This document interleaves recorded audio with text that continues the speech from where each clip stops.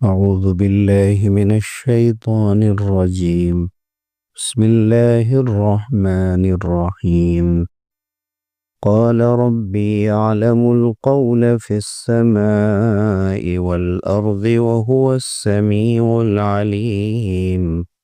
بل قالوا أضغاث أحلام بل افتراه بل هو شاعر فليأتنا بآية كما أرسل الأولون. ما آمنت قبلهم من قرية أهلكناها أفهم يؤمنون۔ پیغمبر نے کہا، میرے پروردگار آسمان و زمین میں ہونے والی تمام باتوں کو جانتے ہیں اور خوب سننے والے اور خوب جاننے والے ہیں۔ یہی نہیں، وہ تو کہتے ہیں کہ یہ کچھ بے جوڑ خواب ہیں، بلکہ کہتے ہیں کہ اس کو محمد نے خود گڑھ لیا ہے، بلکہ وہ شاعر ہے، ورنہ ہمارے پاس کوئی نشانی تو لے کر آتے، جیسا کہ پچھلے پیغمبروں کو معجزات کے ساتھ بھیجا گیا تھا۔ اللہ تعالیٰ کا ارشاد ہے کہ ان سے پہلے بھی بعض بستیوں کے لوگ ایمان نہیں لائے تو ہم نے ان کو ہلاک و برباد کر دیا، پھر کیا یہ لوگ ایمان لے آئیں گے؟ سورہ انبیاء آیت نمبر 4-6۔ اس سے پہلے کی آیت میں ایک الزام مکے کے لوگوں کا یہ نقل کیا گیا تھا کہ وہ آپس میں چپکے چپکے بات کرتے ہوئے یہ کہتے تھے کہ یہ تو صرف ایک انسان ہے اور یہ جادوگر بھی ہیں، تم ان کے پاس کیوں جاتے ہو اور اس کا کیا فائدہ حاصل ہوتا ہے؟ تو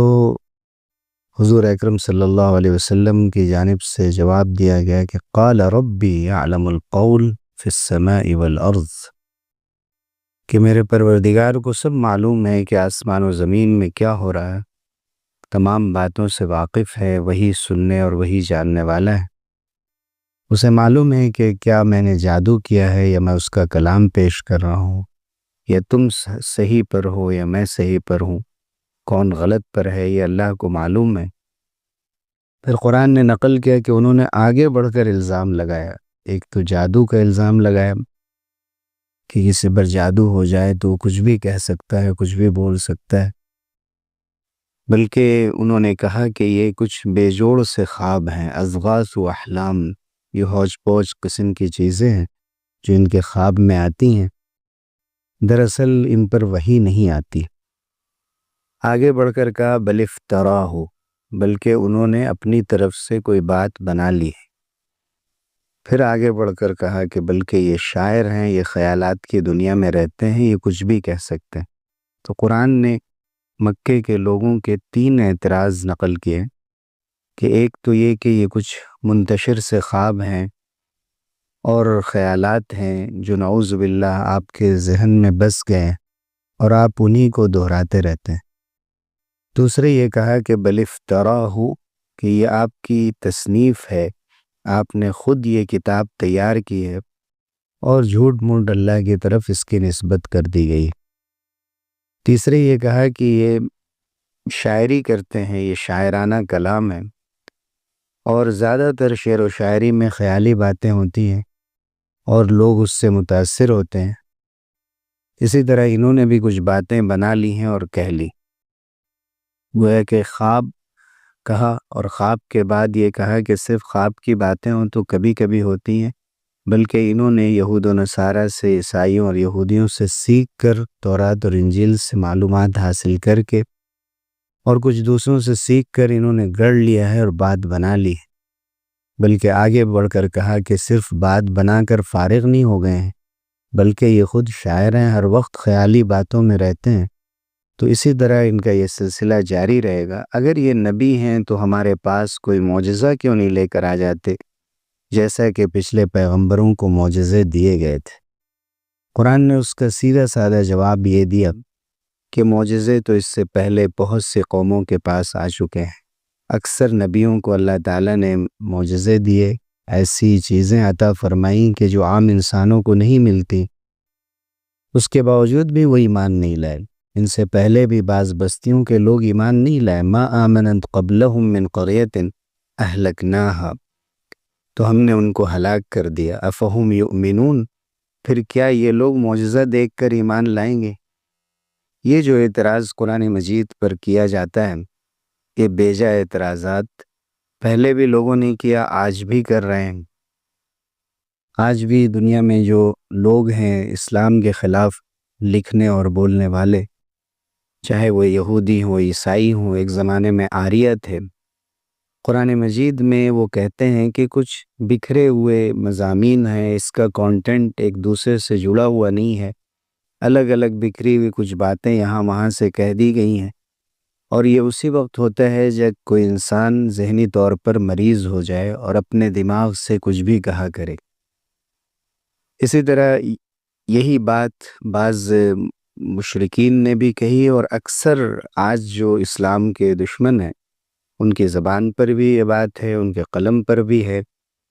کہ قرآن مجید آسمانی کتاب تو نہیں ہے، بلکہ یہ آپ کی اپنی لکھی ہوئی کتاب ہے۔ اور اس کو جو اورینٹلسٹ تھے جنہوں نے دین کی تعلیم اور اسلام کی تعلیم صرف قرآن مجید پر اعتراض کرنے کے لیے اور سیرت پر اعتراض کرنے کے لیے پڑھی تھی اور اس میں محنت کی تھی، تو ان کا بھی یہی کہنا ہے، جس کو آپ نے تورات اور انجیل کا دیکھا دیکھی اللہ کی طرف منسوب کر دیا۔ اور یہ بات بھی ان کی طرف سے کہی جاتی ہے کہ قرآن کا جو انداز ہے وہ اسلام کے آنے سے پہلے جو زمانے جاہلیت ہے، ایج آف اگنورنس ہے، اس زمانے کا انداز ہے، جو میتھڈ ہے اس میں کوئی نئی چیز نہیں۔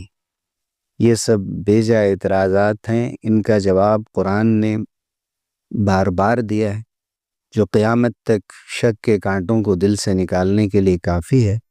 اور وہ ایک ہی جواب ہے کہ اگر یہ اللہ کا کلام نہیں ہے تو اس جیسی کوئی ایک سورہ یا 10 آیات یا کم سے کم ایک ہی آیت لکھ کر دکھا دو۔ بلکہ سورہ طور میں تو یہاں تک فرمایا گیا کہ کوئی ایک بات اس طرح کی پیش کر دو۔ تو اس چیلنج کا جواب نہ اس دور میں دیا جا سکا جب قرآن نازل ہو رہا تھا، نہ آج کسی میں اس چیلنج کو قبول کرنے کی صلاحیت ہے، چاہے وہ عربی میں ہو یا کسی اور زبان میں، نہ قیامت تک اس کا جواب پیش کیا جا سکے گا۔ اس لیے جس کا موقف مضبوط ہے اس کو کچھ اور کہنے کی ضرورت نہیں، لوگ اپنی اپنی باتیں کہتے رہیں گے، اور قرآن نے اس کا سیدھا سادہ سا جواب دے دیا ہے کہ قرآن کے جو مضامین ہیں، اس میں جو دنیا اور آخرت کی ہدایت کی باتیں ہیں، اس کے اندر جو سائنس کے حقائق بیان کیے گئے ہیں کہ اس وقت سائنس نے کاسمولوجی کے بارے میں جو کچھ بیان کر دیا گیا تھا، اور یونیورس کے ایکسپینشن کے بارے میں جو کچھ سورہ ذاریات میں بیان کر دیا تھا، بہت بعد میں جا کر سائنسدانوں نے اس کو دریافت کیا۔ تو آخر یہ حقائق کیا انسان ایک محمد عربی وہ ایک وادی غیر ذی زرع میں کہ جہاں پر کوئی دنیا بھر سے رابطہ نہیں تھا، وہ بیٹھ کر وہاں کیسے ایسی کوئی کتاب لکھ سکتا تھا، اتنی بڑی اور جامع کتاب کہ اپنی طرف سے یہ ساری باتیں لکھ دو جو دل کو لگنے والی ہے اور انسان کی اپنی ضرورت کے مطابق ہے، اور انسان کے اخلاق اور اس کی معاشرتی زندگی، اس کے معاملات اور تجارت، ہر ایک میدان کے لیے اس کی اصلاح کرتی ہے۔ یہ صرف اور صرف رب قدیر کی طرف سے، اللہ رب العزت کی جانب سے ہو سکتا تھا، کسی انسان کا کلام نہیں ہو سکتا تھا۔ اللہ تعالی ہم سب کو ہدایت کا قائم رکھے اور گمراہوں کو ہدایت نصیب فرمائے، آمین۔